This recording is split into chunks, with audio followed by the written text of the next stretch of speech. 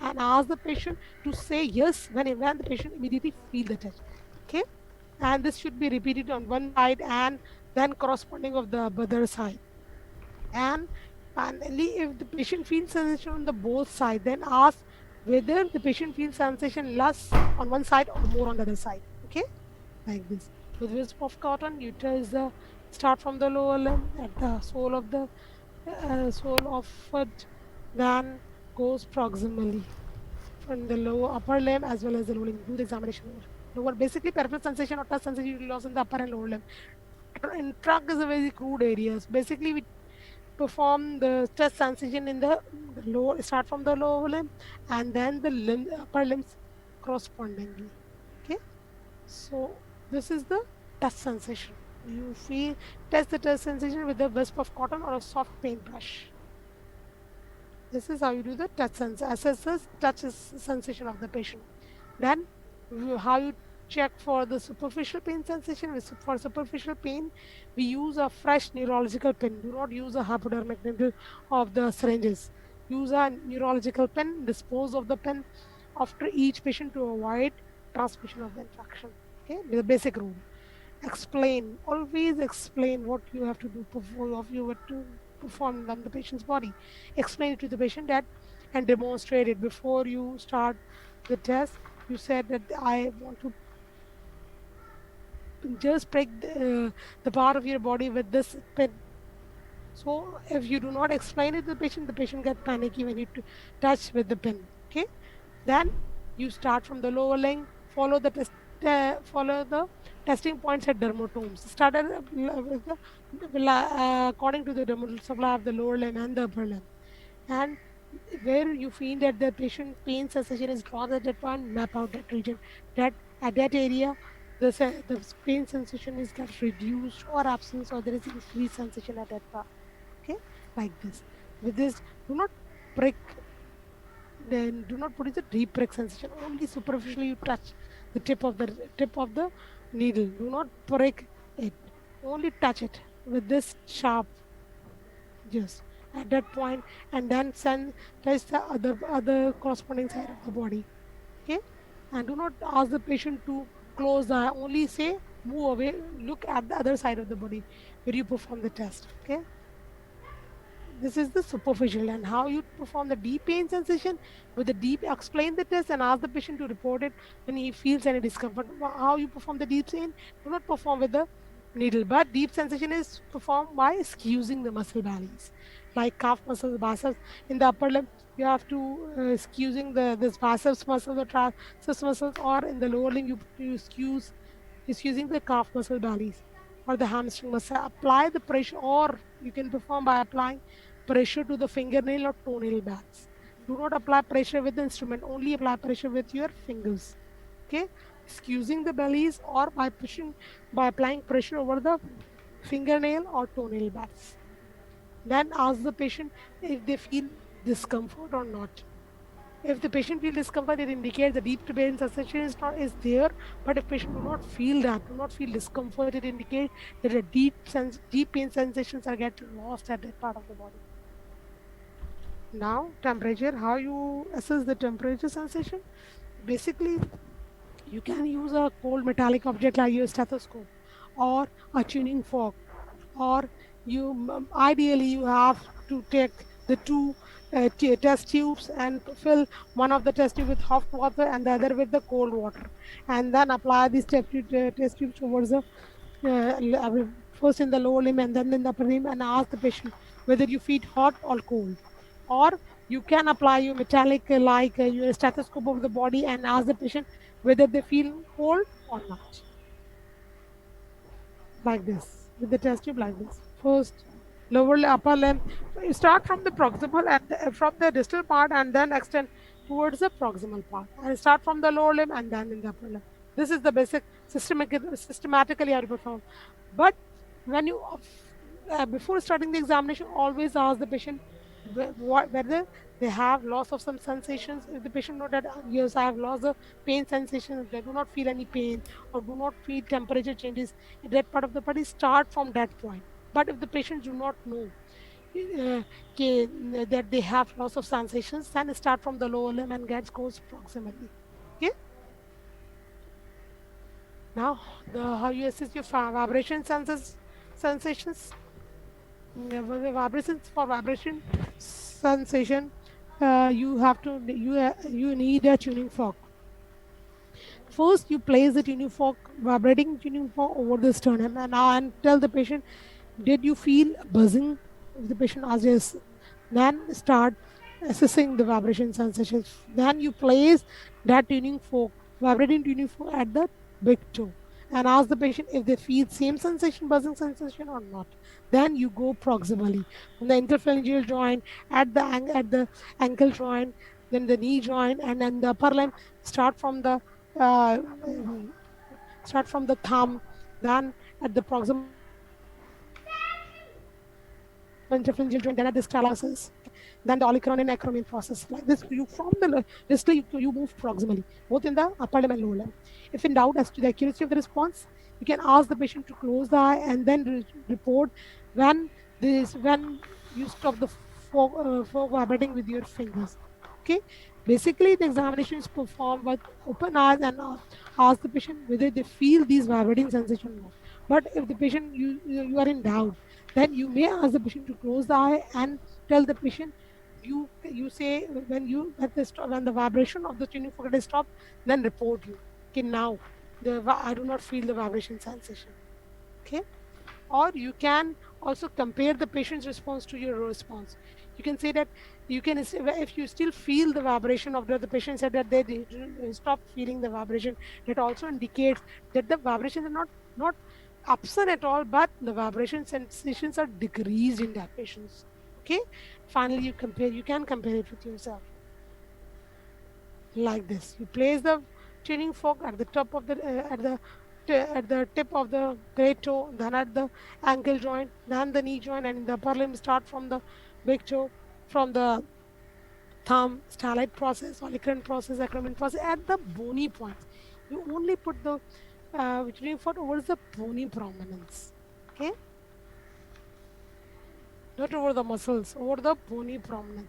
You put the tuning fork over the tip of the thumb at the starlight process, at the ankle joint, bony prominence is there at the tibia where it is uncovered, and then at the anterior superior iliacus point, and in the upper limb at the starlight process, at the olecranon and the acromion process over the bony bony prominence.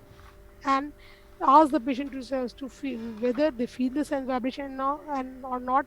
And finally, you can also ask the patient when the vibrations they do not feel the vibrations but it does stop, and compare with yourself. If you still feel the vibration sensation and the patient say that I do not feel the vibrations, it indicates vibration sensation is there but it is decreased. Okay. Now, the joint position sense or the proprioceptions. How you do that? With the patient's eye open, first you demonstrate the position that you can hold the distal phalanx of the patients of the great toe and uh, explain the patient. I move it from upward, downward. This is up. This is down. This is late. This is side by side movement. And ask the patient when I performed it with the closed eye. You can say where the toe gets moved up, down, side, right or left. Okay, and then you can perform with like this in the big toe, in the upper limb, in the fingers, in the thumb. Okay, or you can perform also at the ankle or at the elbow joint or ankle joint or wrist joint. With the patient's eye open, demonstrate, but you have to demonstrate the patient that this is how you have to perform and what you want to do. Hold the phalanx of the patient, greater at the side, and avoid giving information from pressure. Not pressure, you only lightly hold the side. Do not apply pressure. If you apply pressure, it is of the deep pain sensations. Pressure, if you apply pressure, deep pressure, it is assessing you assess the deep pain, not the positional. For position, you hold the hand lightly, it indicates that the Romberg sign is positive. That is the sensory part of sensation is affected. Okay. Once there is you all this is how you test the positional sense. If the positional sense gets lost, rhombus signs test gets positive. If the patient lost balance, making the balance perfectly while open the eye, but lost balance when you ask the patient to close the eye, that is the Romberg signs positive. That is the sensory part of this is get affected. But if the patient is not making balance with the open eye, then cerebral part is affected. Examination done. Finally, this is all the sensory peripheral sensation. Now, for the cortical sensation, you have to ensure that the patient should be mentally alert, well cooperated. Otherwise, you do not perform the cortical sensation. You do not assess the cortical sensations. Patient should have mentally alert, normal speech, and their primary sensations should be intact. If primary sensations get affected, then cortical sensation, you cannot assess the cortical sensation. So, for assessing the cortical sensation, primary sensation should be intact, patient should be cooperated and should be mentally alert with normal speech. Okay. Basic three sensations, cortical sensation we assess are the 2-point discrimination, astereognosis, and graphesthesia. 2-point discrimination. How you assess the 2-point discrimination? Use a 2-point discriminator like a blunt-tipped school compass or two open clips. Okay, and ask the patient to look away. Or basically, for cortical sense assessing the cortical sensation, you have to ask the patient to close eye absolutely.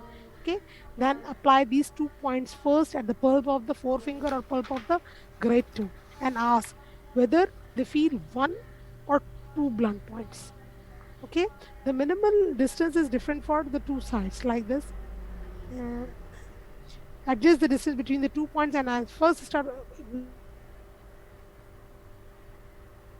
place the 2 points far apart and then come it closer.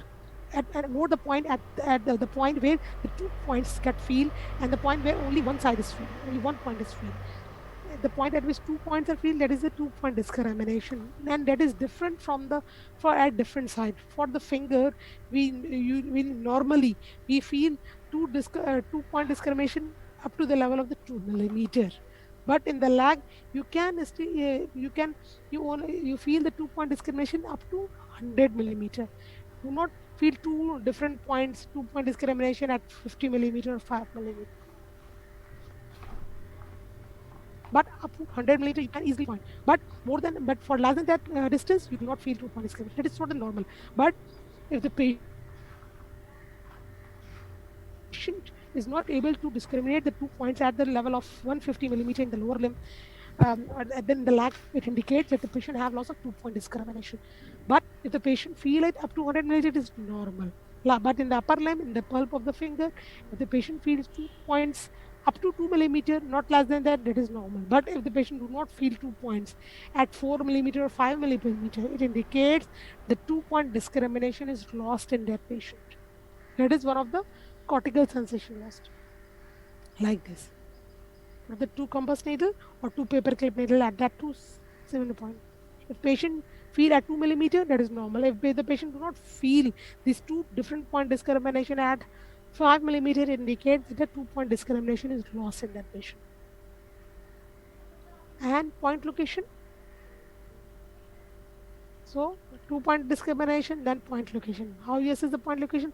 With the patient eye closed, like it does different part of the body, like at the hand, at the finger, and the shoulder, and ask the patient which part of the body they have touched and whether on the right side or on the left side. Repeating this perform and touching individual fingers. You can touch the individual finger, but before that you have to know that the patient know the name of the finger. You touch the index finger, middle finger, and ask the patient which finger you have touched. Okay, if the patient assesses that now you touch the right hand index finger, left hand ring finger, and tell normally then the point location is normal. But if the patient is not assessing, you touch the right hand or the left hand, it indicates the patient point location is affected. This point location gets affected. Inability to notice is called the finger agnosia, toe agnosia. The patient do not feel which part of the body you have touched. It is called the agnosia. What is stereognosis and graphesthesia? Ask the patient to stereognosis. Ask the patient to close the eye and place like this object, small objects like key, coin in the hand, and ask the close the eye and put these objects over the hand and ask the patient for what the what is article you have in your hand. Like if the patient asks me, this is key or this is a coin, then you can say that this stereognosis is not there. The patient say cortical sensation is intact, but if the patient do not feel, do not tell that what is the object, at least he has to describe the shape of the object. If you place a ball and he says it's a round object, it's a ball, it means that the cortical sensation is it. But if the patient do not feel it, then it is called stereognosis. Okay, any pencil, any object is take, you place in the hands and ask the patient what object you have told, whether it is a coin, it is a stick, or is a key. Okay, if the patient is not able to recognize it, it is called the stereognosis. This is how you test the stereognosis. And graphisthesia, with the blunt and pencil or a stick, you write a letter.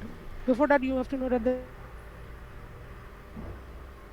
patient is illiterate, or you ask the patient that how this you make a circle, how you make now make it. Then ask the patient to close the eye, and then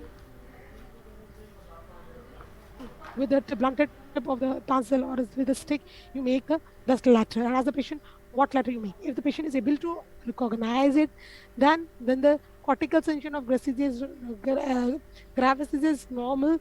But if the patient is not able to recognize it, or the patient is not able to, then it is called the gravisthesia. Gravisthesia. So cortical sensations including the 2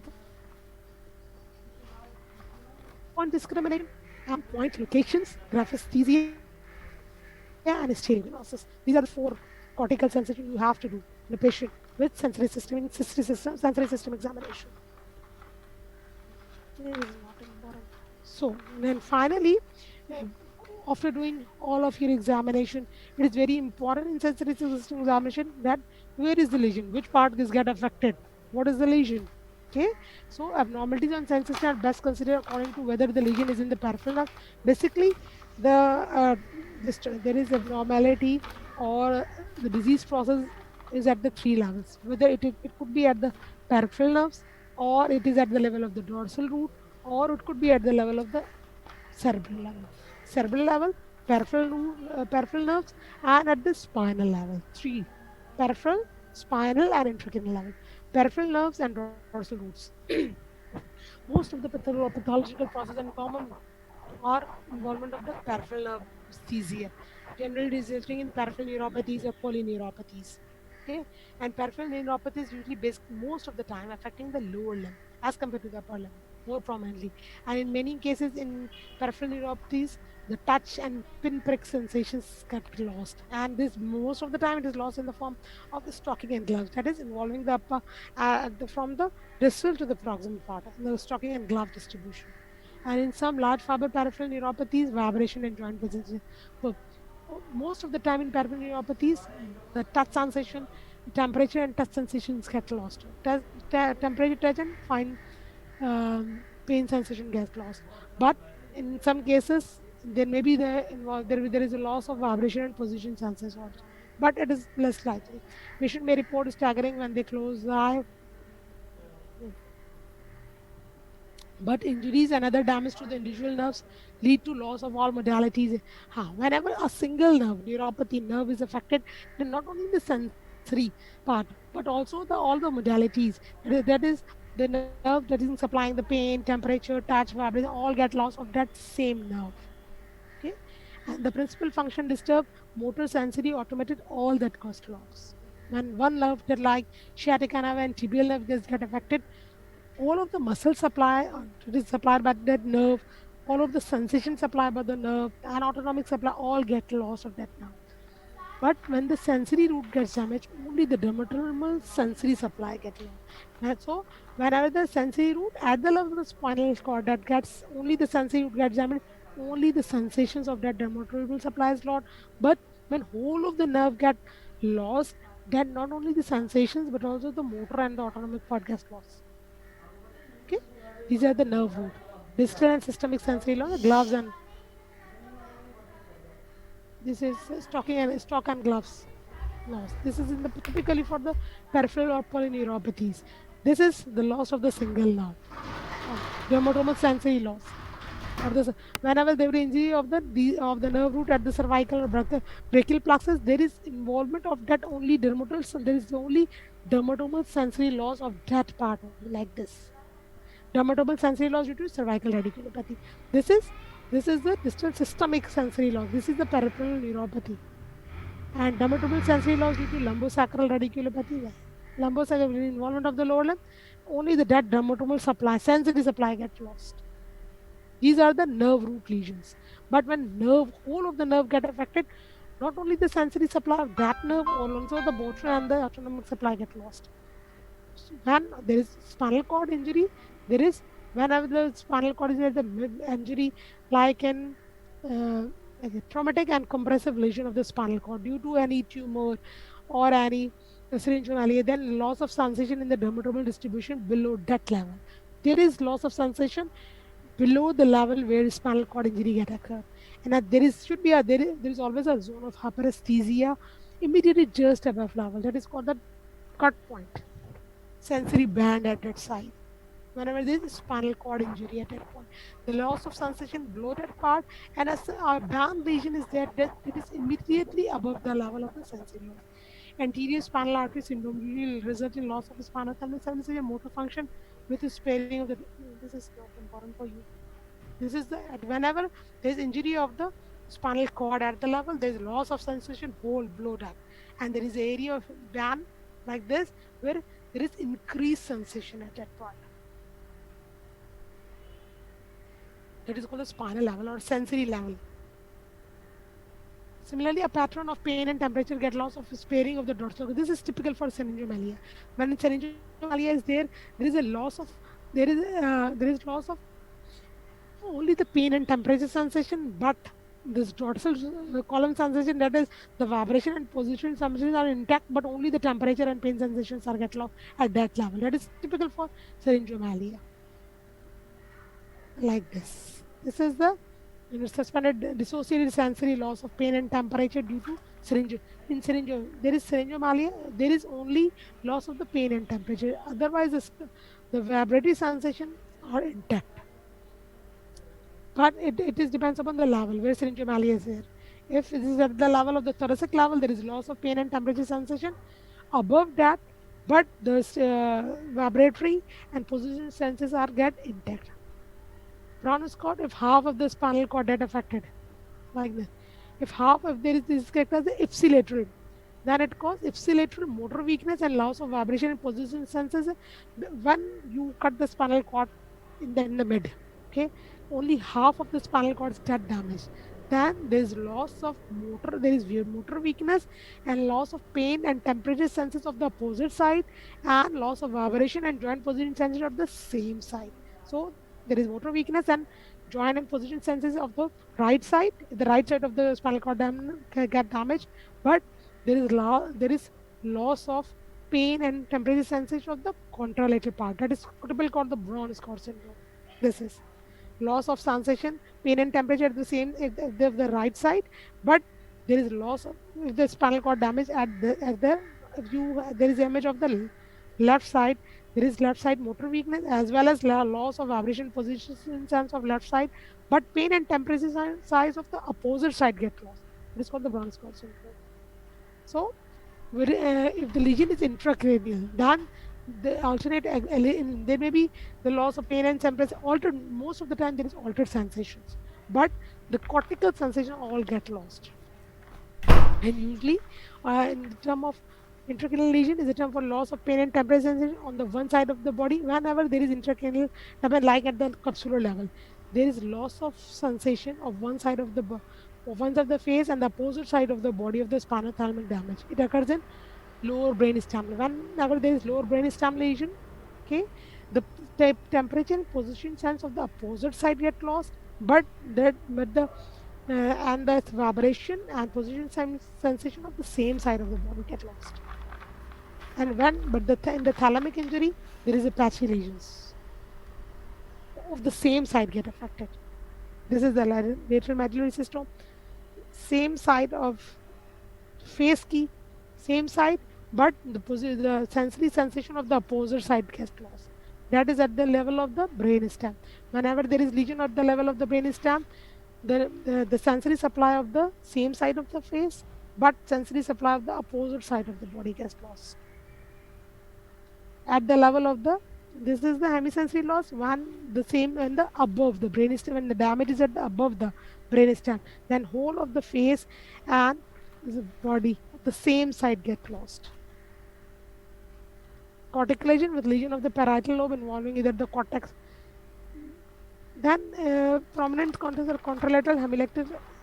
On cortical sensory testing, abnormalities are found, but primary sensations are usually whenever there is cortical lesion at the level of the sensory cortex. Usually there are cortical signs are present. Okay, and that part of the that peripheral signs are primary sensations are usually intact on cortical sensory testing. But and the lesion of the parietal lobe involving either the cortex or subjacent white matter, the most prominent signs are contralateral hemi neglect or hemi intention. Primary sensations were there, only the cortical sensations get lost. In case of cortical, so lesion defined, your assessment defined where is the lesion. If only the peripheral nerve, single nerve gets involved, that part of the part of the nerve supply of that part, the motor sensory autonomic get involved. Only when the lesion is at the level of the spinal root, then only the dermatal supply gets lost. If the lesion is at the spinal cord, then whole of the sensations below that level get lost, and there is a hypostatic band at that side. Where half of the spinal cord get lost, then same side sensory pain and temperature sensation, but opposite side of the vibration sensation get lost. When the lesion is at the brain stem, same side of the face get lost, but opposite side of the sensation of the body get lost. When this level is at above the spinal cord, at the spinal cord, then the lesion is at the above the spinal cord, then whole of the body sensation of whole of the same side of the body get lost. If the level is the thalamus, is in that the thalamus, then there are patchy lesions that get involved. When the lesion is only cortical sensory loss lesion, only the cortical sensations get lost. The primary sensations are usually intact. Okay, this is the basic how you do the sensory examination and how you can say that where is the lesion. Okay, any question? इसको unmute कर दें question के लिए. हाँ, questions देख लेना इनके. हाँ, चलो चैट में दिखा दो.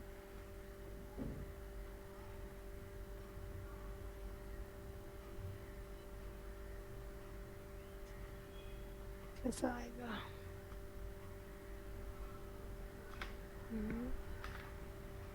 क्योंकि टाइम हो गया, फिर मैं कि सब सो रहे हैं बच्चे. Hello,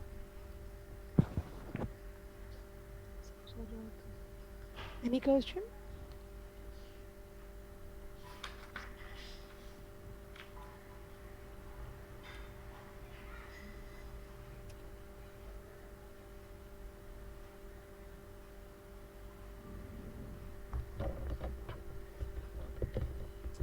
But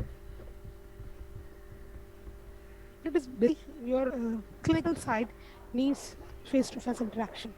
We better explain the sensory findings and sensory system examination when you are our teaching side in your class or at the bedside. Ideally, it should be at the bedside. It is very difficult to do the clinical examination or at the online basis. And I make these all this